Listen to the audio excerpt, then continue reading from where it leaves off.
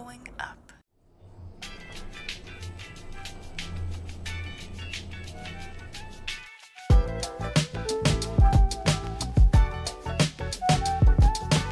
Elevator systems. Bowen family systems theory in brief for a life of learning. Welcome to Elevator Systems, a podcast that explores ideas and concepts from Bowen family systems theory in brief and understandable ways. Today's topic is anxiety. I'm Dixie Vandersloos. I am a counselor and a member of the faculty of Living Systems Counseling and Training. Katie White is the executive director of Living Systems and also a couple and family therapist. Welcome, Katie. Thanks, Dixie. And our guest today is another faculty member from Living Systems. Dave Galloway has been studying Bowen Theory for over 20 years. He's a speaker, writer, and instructor on systems thinking. He is a certified family enterprise advisor and clear leadership trainer. He says he has seen the impact of emotional functioning in work systems with decades of leadership in the software industry.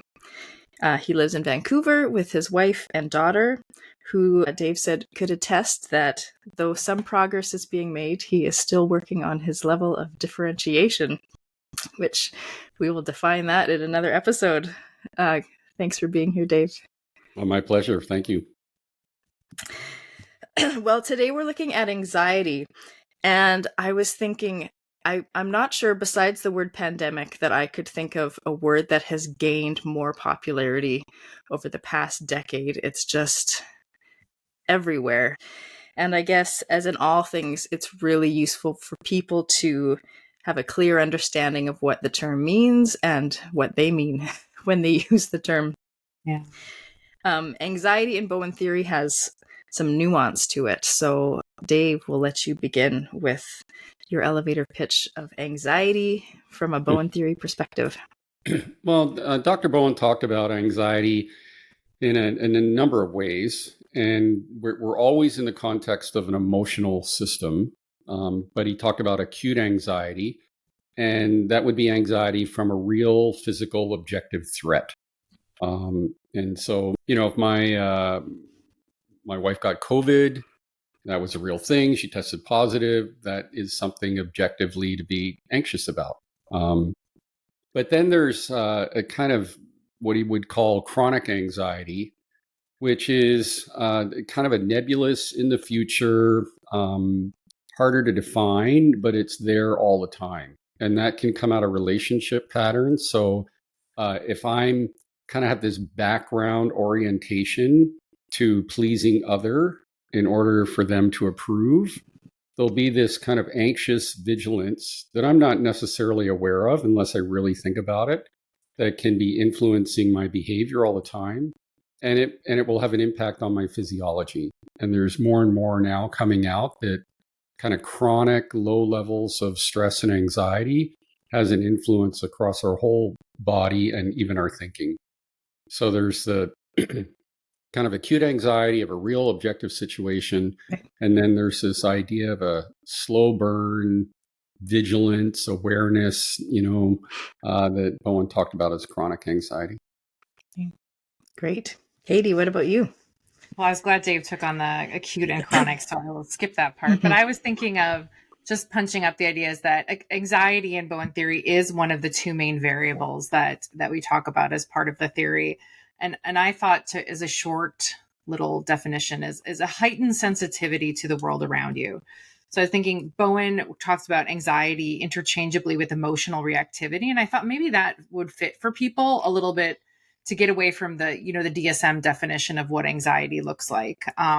So really thinking about how reactive we are to the world around us, the relationships we engage in. And I wanted to punch up that this can show up both internally, which Dave noted, raised heart rate, that fight, flight, or freeze responses, changes in your GI, fear and worry, but it also can show up within the context of a relationship. So I know in this season, we're going to talk about conflict, distance, and some of the other mechanisms we talked through in Bowen Theory. And I just wanted to say that I think this is a theme you're going to hear all season, right? This in-between relationship, the way it shows up, as well as some internal ways that we think about different things. But I put, Bowen's base definition of anxiety is a reaction to a real or imagined threat. So Dave did a good job of saying that the difference between, an acute and chronic, but I think that is added. And it's more than just a reaction, I think, and I wanted to punch up that the other part of this that I think Dave got at was that we are not the best assessors of threats as humans. And just to think about sometimes when we think things are a threat. I'm going to talk about my dog on this episode because I think pets are a good way to watch kind of how they manage the tension in the room. But when I hear a fan in my room and I think it's someone breaking into my house, that's that way where my assessment might not be accurate. And thus the response my system has internally and, me punching my husband maybe to wake him up is someone breaking into might not be as factual. So that's my, as ever, never short pitch. Well, my pitch was anxiety is more than worry or fear. Anxiety is an automatic response to threat, which means that anxiety can look like anger, running away, helping, shirking, getting quiet, or getting loud. Anxiety isn't good or bad. It's quite useful to keep us alive.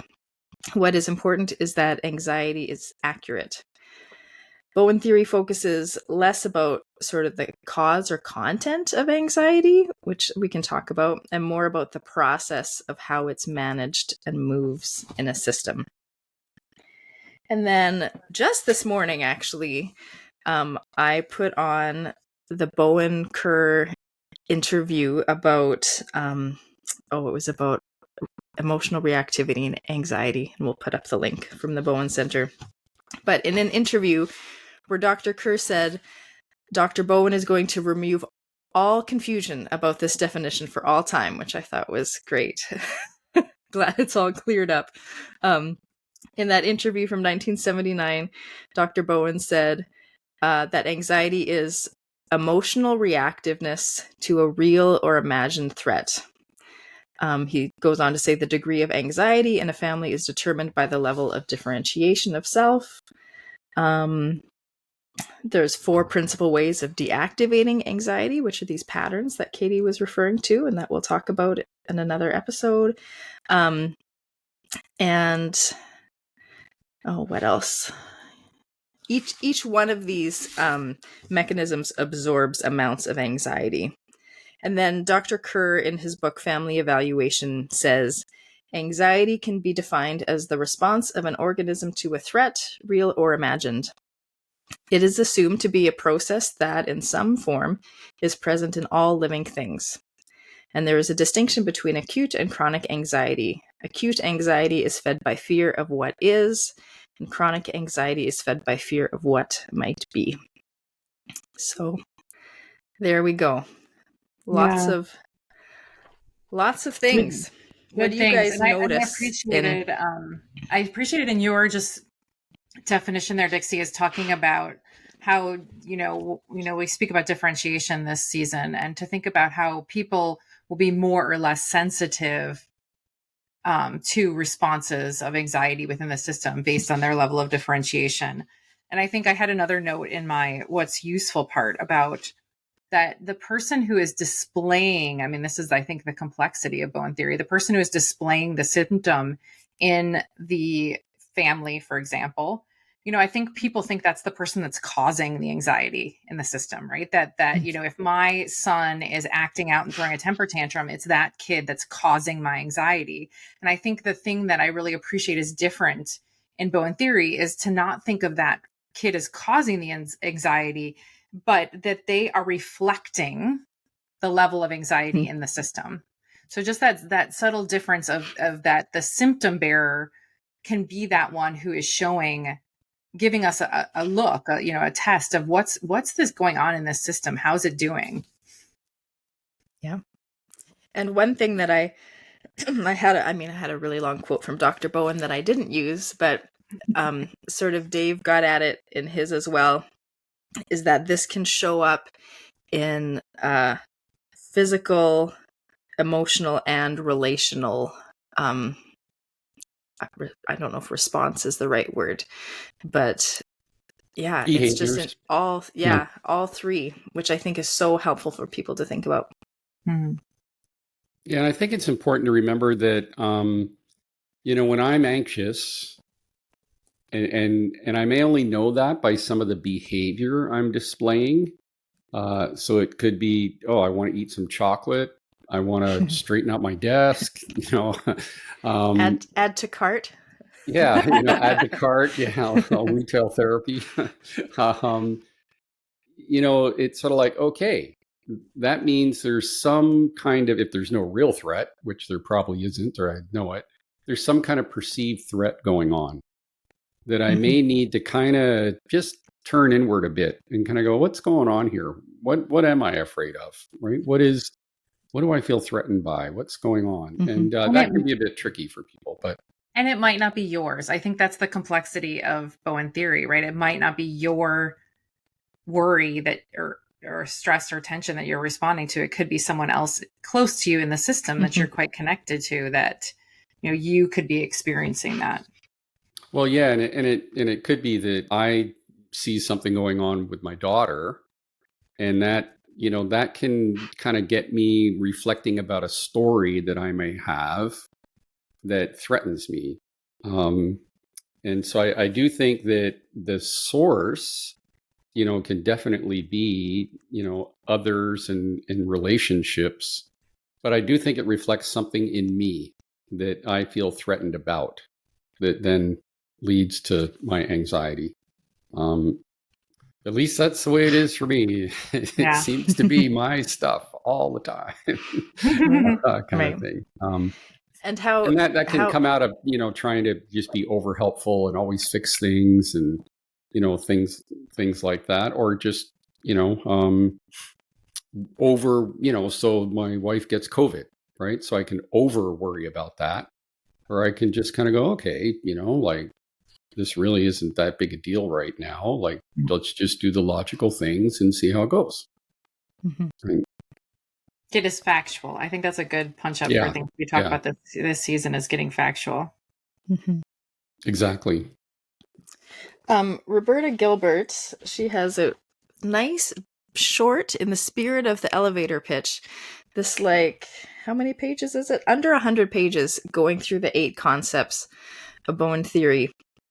And in that book, she describes anxiety and how it's how finely attuned we are to anxiety in others, and that this is, like, helpful for living beings to stay alive. And then when does our fine-tunedness kind of move into that chronic anxiety, or we're catching someone's non-factual fears? I don't know if you guys have thoughts on that. I'm so glad you brought that one up, because I put one of the things that I think that really shifted my perspective on thinking about anxiety through the lens of Bowen Theory was listening to Victoria Harrison talk about how anxiety, in the way Bowen Theory thinks about it, is necessary for the survival of a species. It's necessary for a species to mobilize itself. If I sit there as a bear is chasing, coming towards me, I'm not going to do very well as a species, right? I just sit there and don't mobilize.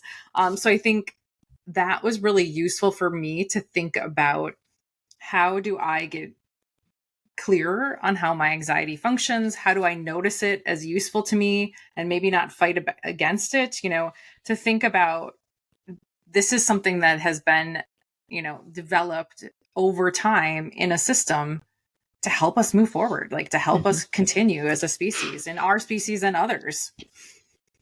Yeah, anxiety and discomfort, sometimes anxiety can just show up as discomfort, to me is wonderful information, right? If, go back 10,000 years and sitting around in a group, if I don't pay attention why somebody else in the group is anxious, the thing that's coming for them, I'm right next to them. Right? If I don't notice that they might be trying to trick me, that I've lost their attention, all those kind of things like that, back then, that was a survival mechanism. Yeah. It wasn't just a nice to have, it was a must Right. have. And that's why I think we've evolved, the whites of our eyes. So I can see where somebody else is looking, because maybe I need to look there too. Mm. Yeah. Right. And so and so I think anxiety is a really, really good signal that I need to pay attention to something. And that's very, very useful. Yeah. That goes very well into my example. I wanted to give the example of teaching each of my 3 children to drive. And this says many things about the child and sort of the process in our relationship, but the first child's passing a car will grab the wheel. People can't see it, but grab the wheel, elbows out, and say, "I hate this," and just like sort of freaking out, doing it, but sort of like, "I hate this," and passing the car. Child number 2, we would have to remind them to be like, "Can you put more than your fingertips?" as they kind of lean back and have fingertips on the bottom of the steering wheel. And then child number 3, who's like I don't think it's 10 and 2 anymore. I think it's actually 3 and 6. But this kid would somehow became a better driver than I did in about like 8 months of driver training, and just had, like, in my mind, sort of the more appropriate, cautious, careful, but not over cautious and not under cautious. So yeah, I mean, I could unpack that with my supervisor for hours and hours, but which kid had the appropriate kind of response, and where did it come from? And what's enough anxiety to yeah. And what kind of stories do I have? Like, I taught our daughter how to drive, and I had a lot of stories that were influencing, how I would instruct her. And that's my stuff. That's my anxiety about what might happen, perceived threat, right? To think about. And, some of that can really get in the way with just way too much information, versus just get some road time in. You just need time behind the wheel, just get comfortable with it, get the muscle memory and all that kind of stuff. And we used to talk about pro tips and they can come later, right? Right. And what does it take? Like, I think that's a good example of kind of goal oriented. What is my belief? What is my principle? What are the rules? What are the things I'm working towards here that can help put me back on track?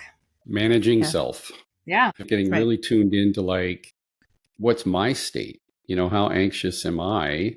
What's bothering me right now? And then I can manage that, right? Well, and I think observe and think about it. I think you're naming that, right? Like, look at it and then say, does this fit with how I want to show up? Is this the idea I have about how a parent should help a child function while they're learning how to drive? Yeah, and if the brakes aren't going on as you're approaching a stop line, a stop sign, that's a good thing to worry about. Yeah, that's factual. Yeah. But how do you calmly, advise the person without freaking them out, and It's a great opportunity to work on so many things, teaching children to drive. Yeah, did you guys have your own examples? I had a little example that I wanted to throw in that. Well, I have 2. I have a movie one, but I wanted to think about, I wanted to put in this episode this idea in people's brains to get the thinking Michael Kerr talks about, I think in his Secrets book, so I'll have to double check that, but how an imagined threat can become actually a real threat. And I thought about that in a romantic relationship. So just to get people thinking about anxiety and how it can get stirred up and in relationship would be that if I sense my husband might be distancing, for whatever reason, maybe there's something going on at work and I have some anxiety, I have a response to that, a discomfort in me that they're moving away. And maybe it's just, they're not feeling well that day. But in response, I begin to move towards them and pursue them and ask them, what's going on? Are you okay? Is everything okay? Which in a response, the system, he responds to that by distancing. And so then, that imagined threat that started in my own brain that I, responded to versus kind of thinking through the facts there. What do I want to, how do I want to show up? What do I know about myself and the system? Turned into a real threat as he's distancing from my pursuit. Yeah. So I thought that was a good thing to punch up in this anxiety piece, is when some of our imagined threats, our worries, Dave's word stories there, turn into, actually producing a tension in the system. Dixie, what's your example? You had your driving. Would you have another one? Well, my other is just, I have spent hours and hours of life just very anxious and feeling maybe unsafe or unsettled in a house with 4 walls and food in the cupboards and people that care about me. And I, maybe social media and moment to moment updates on every part of the world, maybe contributes to that. But I was doing it before that, so just this idea of, I can have this I call it, I sort of vibrate with a different, with feeling unsettled, and everything around me points to, actually, Dixie, you're okay, but I can't quite get at that, so. But I think it's useful that you notice that, so that you can interrupt how that might be affecting your behavior, because that is yours to manage. And I think as a person manages that, they rewire their brain. Right. And but it's, this stuff is real. The feedback we're getting from the internet on, global issues, there's some recent research out on that, that feeds back in and creates a stressor, which leads to inflammation that can upset our gut, that then interferes with our thinking. Like, that they're pretty getting the chain of events pretty established, right? So then you get a whole population whose thinking is out of whack, and you start to get, reactive social policies, right? That then exacerbate things. So, really throttling the kind of, it's so interesting. We don't want to eat food that's contaminated. Why would we want to absorb information that's contaminated? And how does one determine? So, there's a lot we can do to manage anxiety. And I think it all comes back to just, paying attention to, how am I doing today? And I think you punch up like the self, right? Like each person taking an effort that they're working on and thinking through it. I think that was my takeaway, is taking that to the next step. What might be useful to you personally in understanding your anxiety as an adaptive mechanism or a problem to be solved, or thinking about it as an issue that you have. Just how do you begin to think about it and take the time to observe it and think about it, and then do something differently about it. And I think the work of Bowen Theory, that I would see it and is such a discipline, is how do I think about that for myself? When we get into looking at, I can tell my family members maybe things that they are doing to cause me anxiety, or ways that they should be different, or I can blame, there's a whole book right now about the anxious generation, talking about social media and all this. And I think we can look to that. Great. Yes, that's good information. But what am I going to do about it? How am I going to take some action? Exactly. I think that's such early on in Bowen, learning, it hit me that how I think about a problem can be worse than the problem. Yeah. It can be the problem. Yeah. And I think one concept in Bowen Theory that is so valuable and powerful is that I get to think about how I want myself to show up. I am not a victim, right? Nobody's forcing me to, doom scroll every day or whatever, right? I get to choose how I show up. Now, the trouble is, no, I got to do the work. Yep, I do.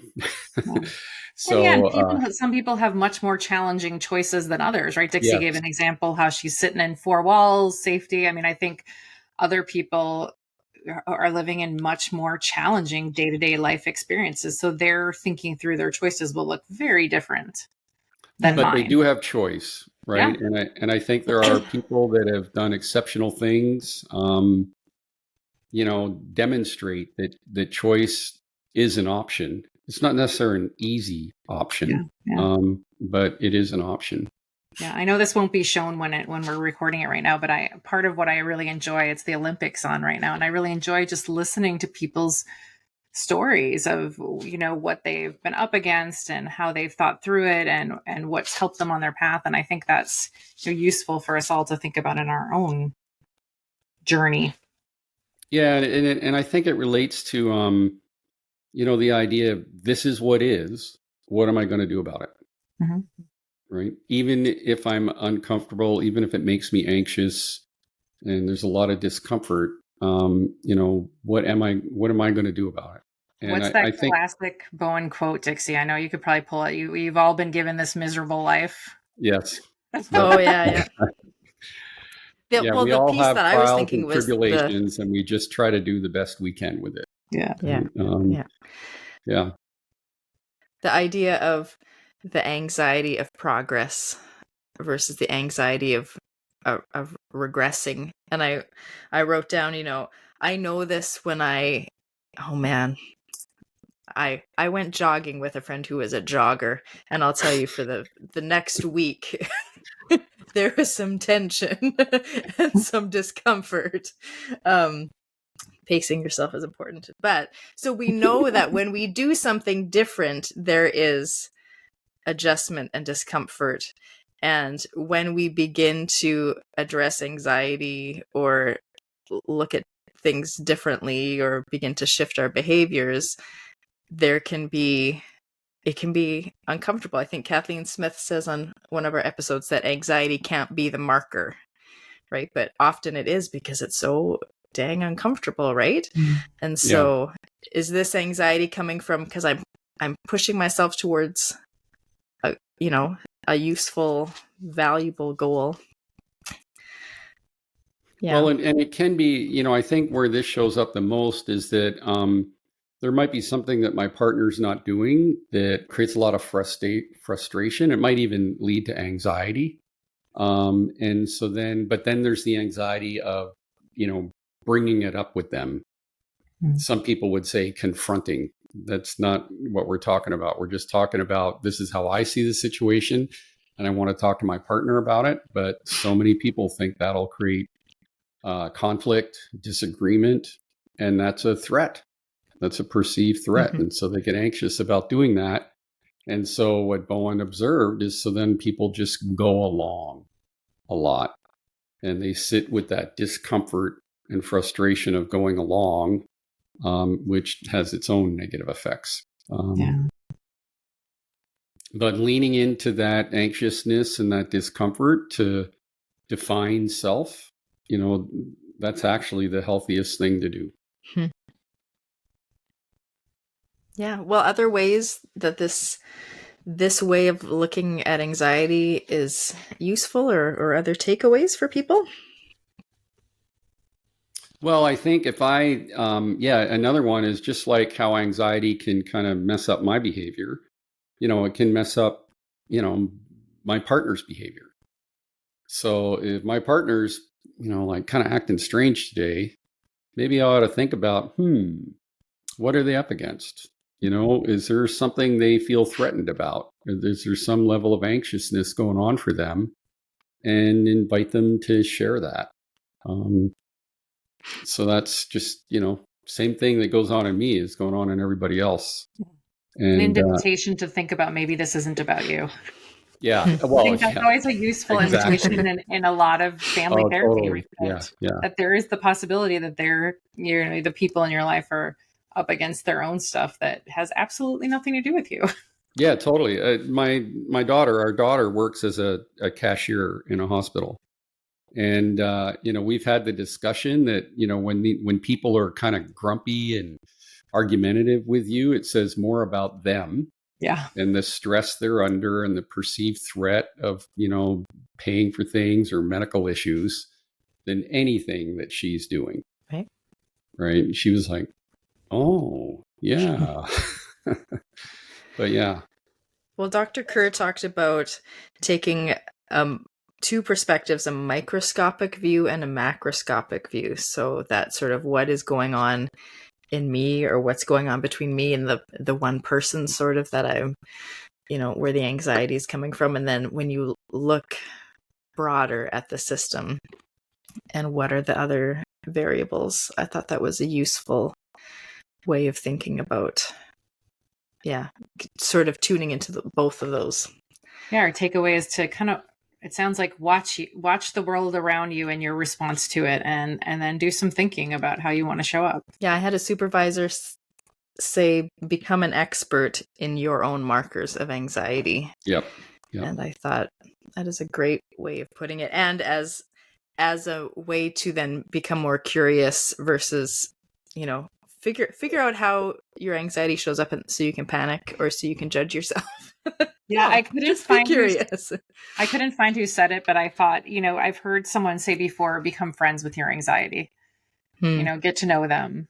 And I get to know it. And I thought that's a useful way of kind of shortening it. I can get a cold and, I just feel crappy, but I just go about my day anyway. Right.